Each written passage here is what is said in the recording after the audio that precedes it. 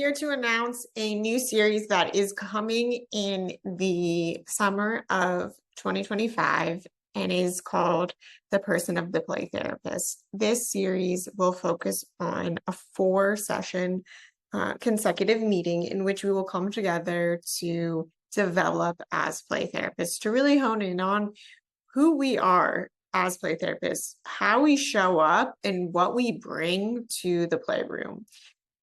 Gary Landreth talked about how the personhood of the play therapist is more important to discuss in supervision, to discuss in play therapy training than skills or education itself, because when you show up as a play therapist, the most important thing you can do, the most healing thing you can do for children is to be yourself in a professional way, to tap into your inner being, to understand and to be aware of what you bring to the room and how that interacts and influences the work you do with children.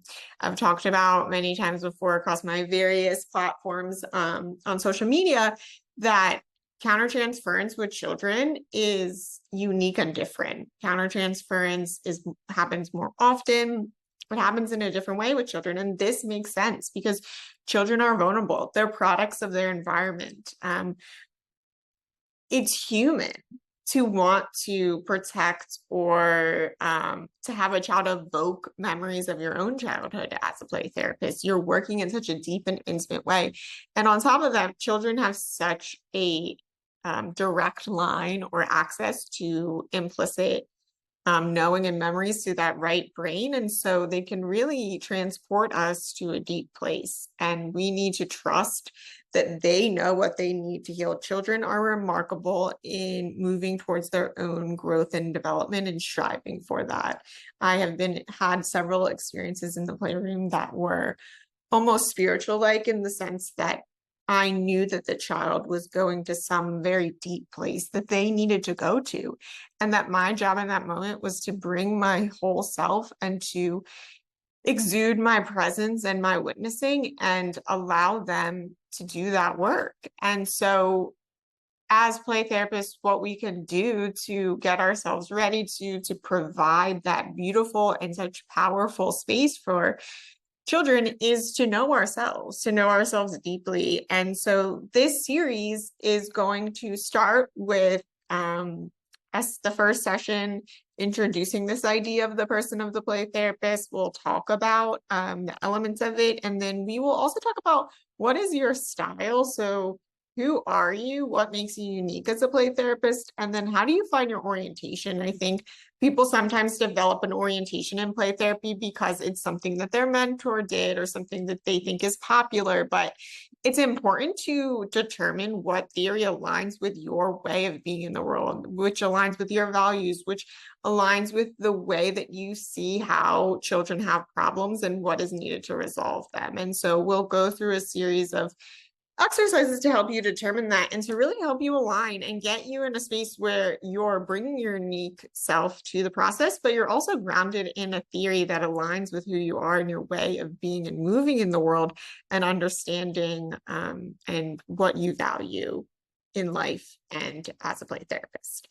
The second session will be focused on countertransference. Again, my work and my somewhat weird fascination with this concept is something that I really enjoy speaking about and joining others in exploring. I have had such meaningful and powerful experiences and really helped people see that countertransference is not a bad thing. It shouldn't be taboo. It's inevitable. If you're a play therapist, if you're working with someone, countertransference is happening. So instead of denying it or trying to push it away or pretending like that's even an option, it's important for us to lean into it, to understand, and to appreciate and create spaces to work through and develop a sense of what this is and how it works.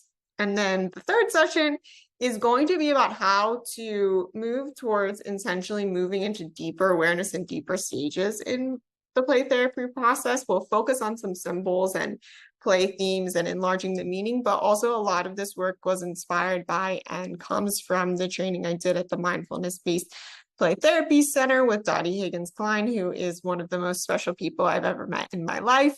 And she has a whole method of how to go deeper that's grounded in child-centered foundations, but then takes things to a different level and is a specific way of working.